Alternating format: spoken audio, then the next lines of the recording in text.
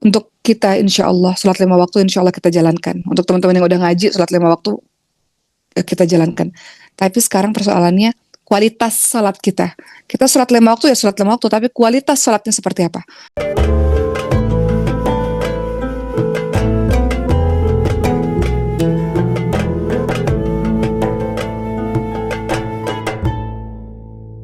Sekarang yang Uma ingin bahas adalah amalan-amalan yang harus dijaga pasca Ramadan. Amalan-amalan yang harus dijaga setelah Ramadan. Pertama, tetap menjaga sholat 5 waktu. Khususnya bagi para ikhwannya, sholatnya di masjid. Sholat tepat waktu. Begitu azan, gelisah, langsung cepat-cepat sholat. Ya, jangan ditunda-tunda lagi sholatnya. Kalau di bulan suci Ramadan kita rutin menjaga sholat kita, ya, yang laki-laki rutin misalnya menjaga sholat jamaahnya di masjid, maka pasca Ramadan jaga sholatnya. Untuk kita insya Allah sholat 5 waktu insya Allah kita jalankan. Untuk teman-teman yang udah ngaji sholat 5 waktu kita jalankan. Tapi sekarang persoalannya kualitas sholat kita. Kita sholat 5 waktu ya sholat 5 waktu, tapi kualitas sholatnya seperti apa? Kualitas sholat terlihat pada ketepatan waktu ketika kita sholat. Kualitas sholat kita terlihat pada saat sempurna dalam gerakan. Kualitas sholat terlihat pada saat teman-teman paham tentang bacaan sholat yang teman-teman ucapkan. Jadi sholatnya berbekas di hati. Sholat itu istirahat bagi orang-orang beriman. Rasulullah itu kalau lagi sedih, Rasulullah akan mengatakan pada para sahabatnya, salah seorang sahabatnya, istirahatkanlah aku dengan sholat. Maksudnya kamu jadi imam, kemudian baca Rasulullah ingin mendengarkan bacaan-bacaan Quran gitu. Umar alat ya, Rasulullah itu istirahatnya dengan sholat. Dan kalau Rasulullah lagi sedih, Rasulullah akan minta sahabat untuk baca Quran, ya, supaya menghibur hatinya Rasulullah SAW. Jadi Rasulullah itu menjadikan sholat itu sebagai istirahatnya dari hiruk-pikuknya dunia. Jadi salah satu amalan yang harus dijaga adalah sholat. Sholat, kita semua sholat 5 waktu insya Allah. Hanya saja yang perlu kita perhatikan adalah kualitas sholat kita. Kualitas sholat terlihat dari ketepatan waktu sholat, dalam gerakan sholat, dan juga pada saat kita paham atau tidak dalam bacaan sholat.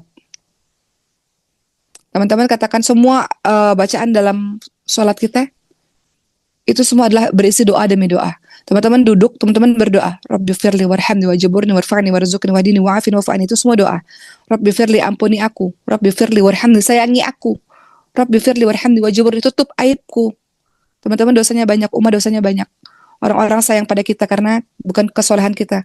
Bukan karena teman-teman ahlul Quran, tapi teman-teman ditutup aibnya oleh Allah Subhanahu wa taala. Tutup aibku ya Allah. Rabbi firli warhamni wajburni warfa'ni. Baik, teman-teman semua, apa rutinitas yang harus dijaga pasca Ramadan adalah salatnya. Anak-anak maskal hufad, jangan sampai salat subuhnya ketiduran. Ahlul Quran katanya, tapi salat subuhnya ketiduran. Ciri-ciri orang munafik itu terlihat pada saat salat subuh, salah satunya. Salat isya dan salat subuh salah satunya. Salat subuh itu paling sering kesiangan. Ya, jadi teman-teman ngafalin Quran, maka teman-teman bangun awal sebelum salat subuh. Kemarin liburan, teman-teman bangun subuh jam berapa teman-teman semua? Ketika teman-teman ada di pondok atau ada di pesantren, teman-teman disiplin karena semua orang bangunin. Tapi ketika Ramadan, ketika kemarin liburan, salat subuhnya banyak yang kesiangan. Sebagian dari kita banyak yang kesiangan. Baik, sebentar ya.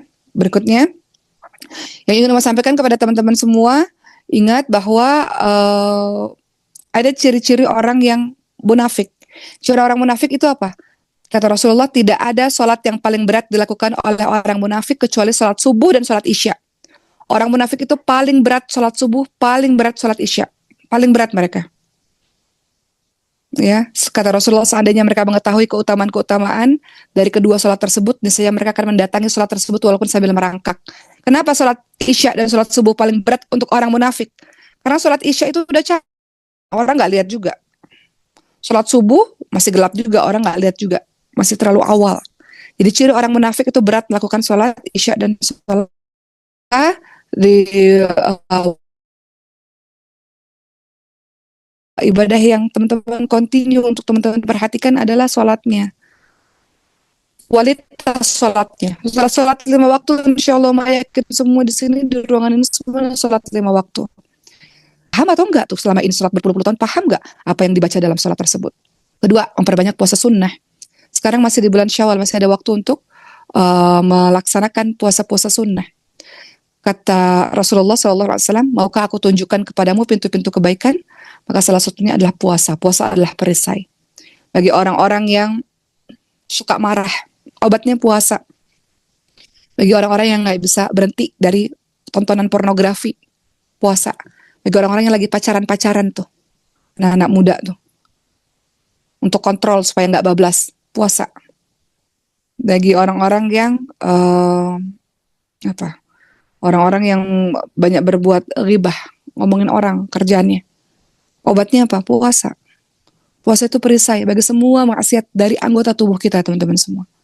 Bagi orang-orang yang suka marah-marah pada keadaan, nangis-nangis, merasa hatinya nggak tenang, merasa dunia ini terlalu kejam, dunia terlalu jahat, ujiannya terlalu banyak, obatnya apa? Puasa. Dengan puasa kita rasa semuanya terasa kecil, nggak terasa berat dalam kehidupan ini, puasa. Termasuk salah satu puasa yang disunahkan adalah puasa Syawal. Rasulullah SAW ya bersabda, ada dalam sebuah hadis qudsi, Allah SWT berfirman, dan senantiasa hambaku mendekatkan diri kepadaku dengan amalan-amalan sunnah sehingga aku mencintainya.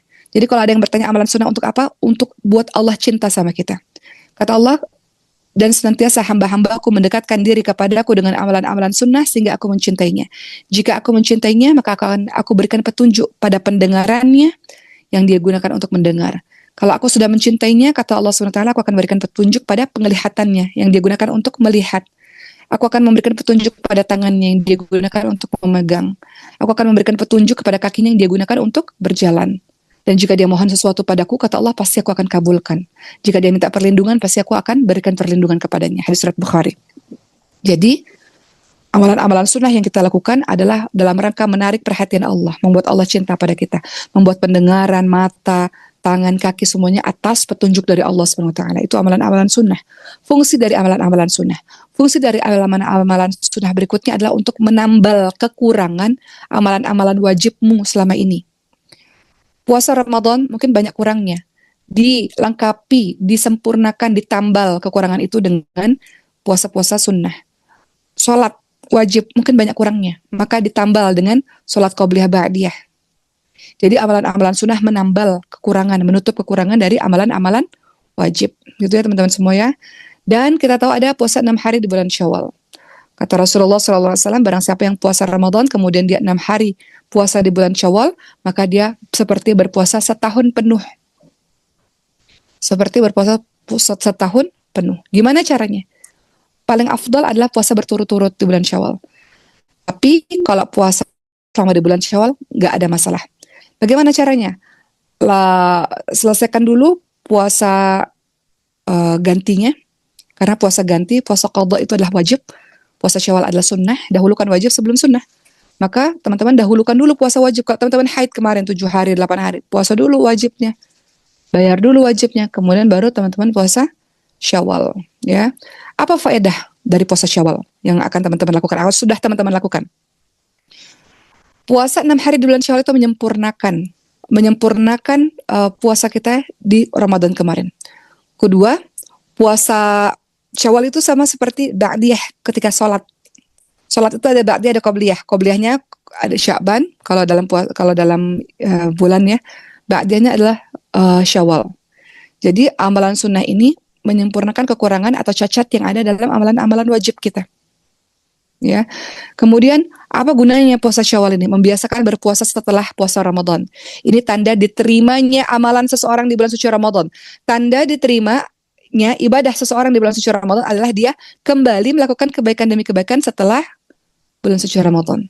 Maka orang yang puasa Syawal adalah tanda diterimanya amalan-amalan dia di bulan suci Ramadan, tanda diterimanya puasa dia di bulan suci Ramadan. Begitu ya teman-teman semua. Kenapa? Karena barang siapa yang melaksanakan kebaikan lalu dia melanjutkan kebaikan selanjutnya, maka itu adalah tanda diterimanya amalan-amalan kita. Begitu pula kalau setelah Ramadan ternyata berbuat maksiat, tanda ditolaknya amalan-amalan kita di bulan suci Ramadan. Karena kenapa? Ketika Allah menerima amalan kita, maka Allah akan memberikan taufik, memberikan pertolongan kepada kita untuk kita mudah dalam melakukan amal-amal saleh. Begitu ya teman-teman semua ya. Apalagi amalan-amalan yang teman-teman lakukan ba'da Ramadan. Menjaga salat malam. Teman-teman terbiasa kemarin tarawih. Tidak ada seorang pun di sini insya Allah yang meninggalkan tarawih. Nggak ada. Kebangetan kalau ninggalin tarawih. Karena tarawih itu waktunya panjang. Dari ba'da isya sampai menjelang subuh. Itu boleh tarawih. Tarawih nggak diwajibkan berjamaah di masjid. Nggak, tarawih boleh di rumah. Jadi kalau ada orang nggak tarawih, itu luar biasa kebangetannya. Kenapa? Tarawih itu hanya ada di suci Ramadan. Dan tarawih itu boleh dilakukan di rumah. Tarawih itu boleh dilakukan sendirian. Tarawih waktunya ba'da isya sampai menjelang subuh. Jadi tarawih itu pasti harus dilakukan oleh kita semua. Walaupun itu sunnah, tapi itu hanya ada di bulan suci Ramadan. Jadi harus kita lakukan teman-teman semua. Maka amalan apa yang kita lakukan ba'da Ramadan adalah menjaga salat malam. Kita sudah terbiasa dididik, dilatih dengan salat malam, dengan tarawih itu tadi. Maka salat malam itu menjadi suatu hal yang menjadi kebiasaan bagi kita. Walaupun cuma 2 rakaat. Misalnya subuh 4:30, bangunlah jam 4:30 kurang 5 menit gitu. Untuk sholat 2 rakaat aja. Maka kita tergolong sebagai orang-orang yang menghidupkan malam. Makanya tidak boleh kita ini begadang. Nggak boleh. Jangan kebiasaan begadang teman-teman semua. Teman-teman begadang, terus teman-teman bangunnya, gimana bisa bangun awal? Gimana bisa bangun sahur? Waktu mustajabnya doa itu waktu sahur. Jadi nggak ada orang-orang yang nonton drama Korea kemalaman gitu ya. Beruntung teman-teman di pesantren nggak punya handphone. Handphone itu toksik ya teman-teman, semua racun itu. Teman-teman ada jenis orang yang kerjanya tiap hari itu scroll. Teman-teman tahu itu racun. 1 jam standar. Itu udah dapat hafalan setengah 1 halaman itu. Ya nggak? Untuk teman-teman yang hafalannya standar, 1 jam itu udah dapat 1 halaman itu. 1 halaman Quran itu. Tapi scroll handphone, lihat kemarin ingat liburan teman-teman pegang handphone. 2 jam, 3 jam nggak berasa scroll handphone habis waktunya hanya untuk melihat hal-hal yang nggak ada manfaatnya. Boleh lihat handphone sesekali aja, nggak kecanduan. Ada orang kecanduan handphone teman-teman semua. Jadi kecanduan itu nggak cuma kecanduan narkoba, nggak cuma kecanduan pornografi, kecanduan handphone bahaya banget itu. 1 hari teman-teman bisa nambah hafalan loh. Berapa hafalan teman-teman bisa nambah? Tapi hanya gara-gara handphone 1 jam 2 jam waktu kita terbuang. Harusnya sedih itu. Orang-orang yang kecanduan handphone tuh sedih. Sampai hari ini, udah umur berapa hari ini? Kemudian Qurannya masih nggak sungguh-sungguh dengan Qurannya. Gitu ya. Balik lagi, pasca Ramadan, yang teman-teman harus jaga adalah salat malam. Salat malam teman-teman semua. Salat malam itu adalah sebaik-baik salat setelah salat wajib. Salat malam. Kata Rasulullah apa? Sebaik-baik puasa setelah puasa Ramadan adalah puasa Muharram. Ya, sebaik-baik salat setelah salat wajib adalah salat malam. Jadi agendakan di tahun ini salat malam adalah sebagai sebuah sesuatu yang akan kita lakukan setiap hari. Karena ciri orang saleh adalah senantiasa mendirikan salat malam. Banyak dalam Al-Quran tentang gambaran tentang orang-orang yang salat malam. Rasulullah SAW pernah berkata kepada seorang sahabat ya, kepada Abdullah bin Amr bin As. Rasulullah katakan, wahai Abdullah, jangan engkau seperti si fulan tuh. Dulu dia biasa mengerjakan salat malam, sekarang dia nggak ngerjain lagi. Jangan kayak gitu tuh. Dulu dia terbiasa salat malam, sekarang nggak lagi. Kita juga jangan kayak gitu teman-teman semua. Ketika lagi sedih, ketika lagi banyak utang, ketika orang tua kita lagi kenapa-napa, lagi sakit, lagi sedih, lagi terpuruk, baru bangun salat malam. Ketika lagi happy nggak bangun salat malam. Jangan sampai kita termasuk golongan orang-orang yang kata Rasulullah, jangan kalian seperti fulan ya. Dulunya rajin banget salat malam, sekarang udah nggak lagi. Giliran udah ngerasa hidupnya baik-baik aja, udah nggak ngerasa perlu lagi kepada Allah Subhanahu Wa Taala. Giliran lagi sedih banget, baru deh nangis-nangis bangun di sepertiga malam. Kita nggak mau begitu. Kita mau teman-teman bangun di sepertiga malam terakhir. Walaupun hanya sekedar berzikir kepada Allah Subhanahu Wa Taala, bangun. Teman-teman yang haid pun bisa bangun menghidupkan salat, menghidupkan malam ya, tidak salat tapi menghidupkan malam dengan berzikir kepada Allah Subhanahu Wa Taala. Terakhir, amalan yang teman-teman lakukan pasca Ramadan, amalan yang istiqamah. Amalan yang continue. Istiqamah yang continue.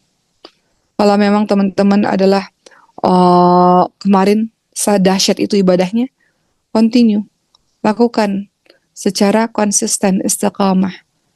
Makanya perlu orang-orang saleh di sekitar perlu partner untuk bisa fastabiqul khairat, perlu berkumpul dengan orang-orang soleh supaya malu, aduh malu nih, belum nambah hafalan, aduh malu nih, nggak sholat malam, malu nih, nggak puasa sunnah, yang lainnya pada soleh-soleh misalnya. Itulah gunanya circle orang-orang soleh, supaya teman-teman tahu standar saya ini ada di mana sih, saya ini posisinya di mana sih keimanan saya nih. Teman-teman berkaca dengan orang-orang soleh. Begitu ya, Alhamdulillah. Sudah selesai apa yang Uma bahas pada hari ini. Sekarang kita sama-sama paham bahwa bulan atau hari kemenangan itu adalah hari kemenangan untuk orang-orang tertentu. Bukan semua orang. Orang-orang yang hari ini jauh lebih baik yang kemarin. Kalau tahun sebelum Ramadan kemarin mungkin malamnya seminggu sekali. Sekarang atau salat malamnya tiap hari. Kalau yang kemarin-kemarin mungkin puasanya hanya puasa 3 hari di tengah bulan, sekarang puasa Senin Kamis. Teman-teman buat perencanaan ibadah dari teman-teman sendiri. Teman-teman mau jadi diri yang lebih baik dalam hal apa? Semua orang punya amalan yang diunggulkan di hadapan Allah, beda-beda. Ada orang yang kuat banget sholat, ada orang yang kuat banget ngafal, ada orang yang kuat banget sodakoh, beda-beda. Ada amalan yang diunggulkan di hadapan Allah tuh beda-beda. Teman-teman pilih, teman-teman mau yang mana? Mau jadi ahli sholat, jadi ahli puasa, ahlul Quran, atau apa, atau semuanya. Misalnya seperti Sayyidina Abu Bakar, semuanya. Teman-teman pilih. Jadi rencanakan ibadah teman-teman semua, ya. Dan Uma berdoa semoga Allah mudahkan teman-teman dalam menuntut ilmu yang di pesantren, teman-teman yang di luar pesantren, jangan banyak waktu main-main. 24 jam itu orang-orang sibuk nambah hafalan teman-teman semua. Uma bisa bicara begini, Uma juga karena Uma sekarang lagi ada di Mesir ya. Maksudnya lagi sekolah di Mesir dan ngeliat bagaimana sistem pendidikan Azhar. Teman-teman tahu, Maryam, itu anak Uma, umurnya 10 tahun, sekarang kelas 4 SD. Itu dia itu, ujian Qurannya itu 7 juz, kelas 4 SD. Dan dia sambil sekolah loh teman-teman semua, sambil belajar matematika, sambil belajar bahasa Inggris, sambil belajar ini, belajar itu, sambil belajar umum. Tapi dia kelas 4 SD itu sudah harus hafal 7 juz. Dan itu harus mutkin. Dan ujiannya itu ujian lisan dan nulis. Di Maskal Hufaz nanti di tahun 2025. Murid baru nanti September. Program Maskal Hufaz adalah menghafalnya sambil nulis. Ujiannya tidak hanya lisan tapi juga nulis. Tuh, untuk murid-murid baru angkatan berikutnya. Ada metode baru dari Maskal Hufaz, yaitu dengan nulis maka menjaga kelancaran hafalan teman-teman semua. Nggak hanya lisan. Ujiannya ada 2, syafawi tahriri, ujian lisan dan ujian tulis. Jadi bagi teman 2025 September dan seterusnya akan masuk ke dalam program ujian tulis. Syarat lulusnya nanti ada ujian nulis, gitu ya. Begitu ya untuk menjaga keajikan hafalan dari teman-teman semua. Untuk teman-teman yang tidak berada di pondok pada saat ini, mudah-mudahan teman-teman senantiasa istiqamah. Teman-teman carilah forum-forum komunitas atau apapun itu yang buat teman-teman bersemangat untuk setidaknya menjaga hafalan Quran atau menambah hafalan Quran teman-teman semua. Harus ada tempat untuk teman-teman setoran. Di Maskan Lufas ada namanya Bilmas, bimbingan luar maskan, yang belajarnya online, satu orang satu guru. Teman-teman ambil program itu supaya teman-teman disiplin untuk menyetorkan kembali hafalan teman-teman semua, gitu ya.